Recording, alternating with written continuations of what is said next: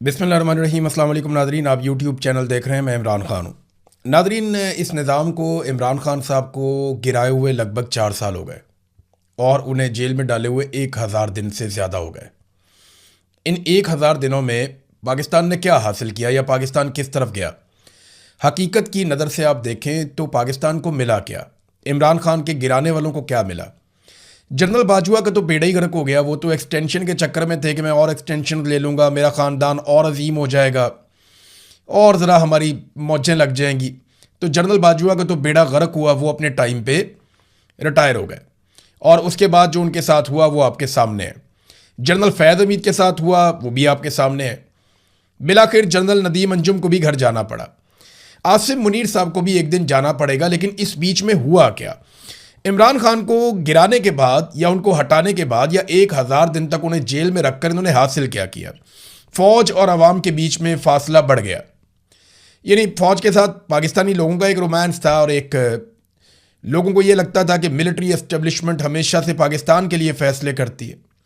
लेकिन अब लोगों को पूरा यकीन है कि पाकिस्तान के मिलिट्री जर्नल्स पाकिस्तान से पहले अपने लिए फैसला करते हैं। ख़ास तौर पे वो जो फैसले करने के लिए बंद कमरों में बैठते हैं। उन्हें अपनी एक्सटेंशन, अपनी नौकरी, अपनी मुराद वो शायद ज़्यादा अजीज़ होती है। शायद क्या, यकीनी तौर पे ऐसा ही है।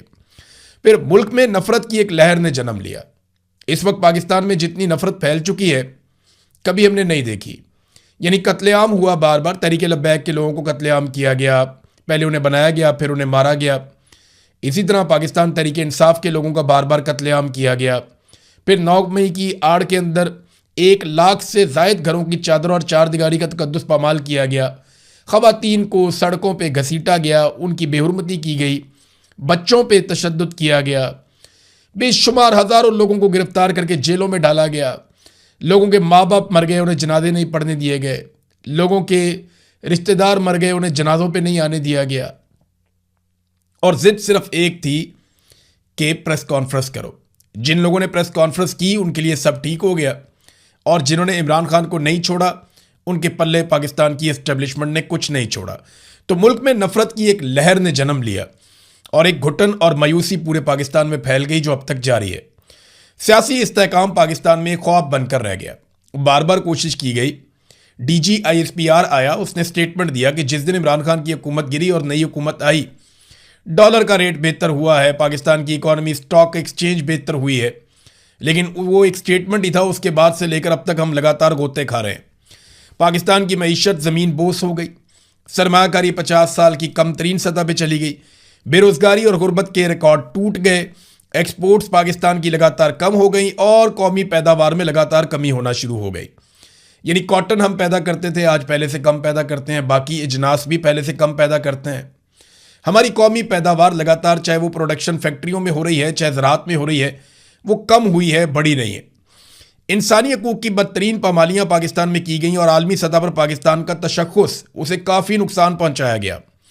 सारी एजेंसियों और इदारों को इसी काम पे लगा दिया गया कि इमरान खान से जुड़े लोगों को तबाह बर्बाद कर दो। कोई नैरेटिव पाकिस्तान की मिलिट्री एस्टेब्लिशमेंट की ख्वाहिश के खिलाफ नहीं आना चाहिए। और एजेंसियां वो काम करना शुरू हो गई जो काम इस शिद्दत से उन्होंने इससे पहले कभी नहीं किया था। और इसके असरात आपको आने वाले सालों में नजर आएंगे। अमनो अमान की सूरत हाल बुरी तरह खराब हो गई क्योंकि तवज्जो एजेंसियों की किसी और तरफ थी।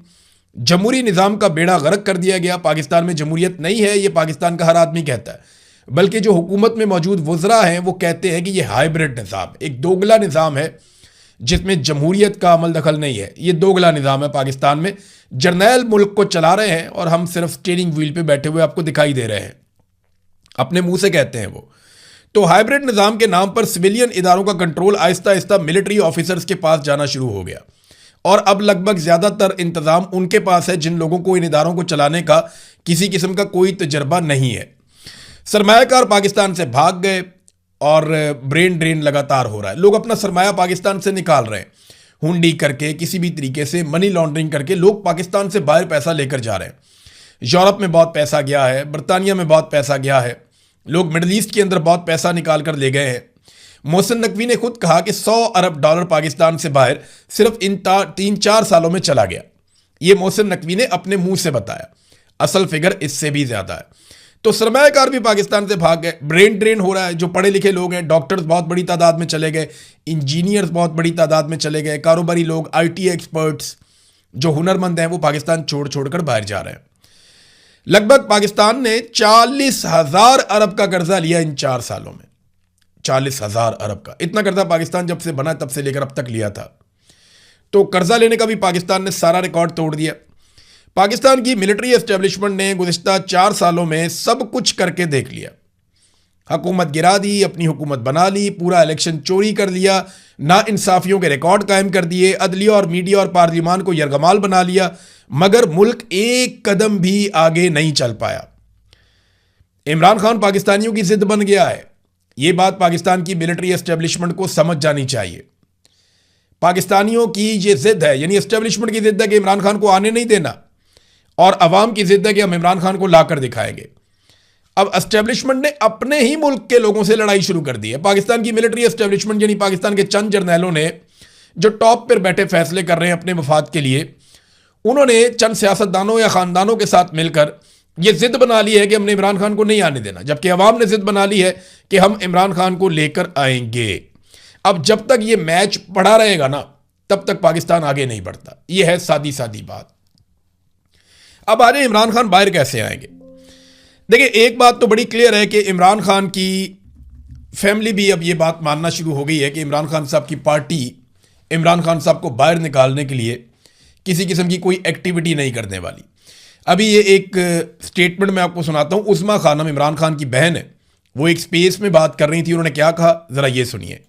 मगर आप दूसरा अभी सेमिया तोड़ने का तो हमारे तक नहीं आया था। हाँ, और जहां आप कह रहे हैं कि ये बिल्कुल हमें, ये नौरीन को पता है कि इनको बड़े लोगों ने कहा कि हमें इंफॉर्मेशन दी कि आपके लोगों ने ही आपकी मुलाकातें बंद कराई हैं, कि आपके लोग ही नहीं चाहते कि आप जाके मुलाकात करें और कोई इंस्ट्रक्शन है। हमें नहीं, हमें किसी ने डायरेक्टली, मगर इंफॉर्मेशन हमें ऐसे आती है। अब अल्लाह जानता है कितनी सच है, मगर हमें भी अब यही महसूस होता है। ये वो कह रही है कि अब हमें ये इंफॉर्मेशन मिली कि बहनों की मुलाकातें भी पार्टी के लोगों ने रुकवाई हैं। ये मैंने ना इससे पहले ये बात सुनी भी थी। एक दो जर्नलिस्ट हैं, उन्होंने मुझे बताया था कि ये खबर है, और ये एस्टेब्लिशमेंट को कहा गया कि जनाब बहनें जाती हैं तो इमरान खान साहब की तरफ से सख्त स्टेटमेंट आता है, वो आकर बाहर बता देती हैं, तो मामला वहाँ से ख़राब होता है, आप मुलाकात ही ना करवाएं। अब इमरान खान की बहन ये बात कर रही हैं कि जनाब नहीं, हमारी पार्टी हमारे खिलाफ हो गई, वो नहीं मिलवाने देते। दूसरा, पार्टी के अंदर शदीद इख्तिलाफात पैदा हो गए हैं कि इमरान खान साहब को बाहर कैसे लेकर आना है। देखें, इस वक्त कुछ लोग हैं जो चौधरी बने हुए हैं और इमरान खान साहब